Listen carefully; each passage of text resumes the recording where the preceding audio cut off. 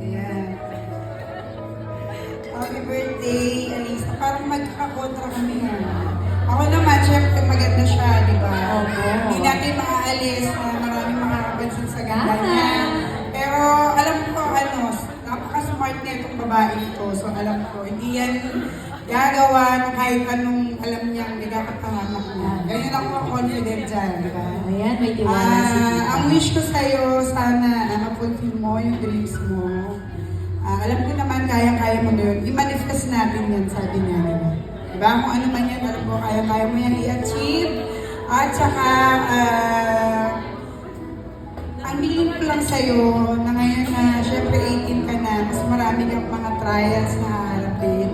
Syempre, bukod sa advices ng parents mo, bukod sa advices ng friends mo, bukod sa advices at guidance natin lahat, ang pinaka-best na hinga ng guidance at ng sign is si Lord. Amen. Lahat ng trials na harapin mo, lahat ng confusion, lahat ng frustration, ipag-pray mo lang lahat sa Kanya.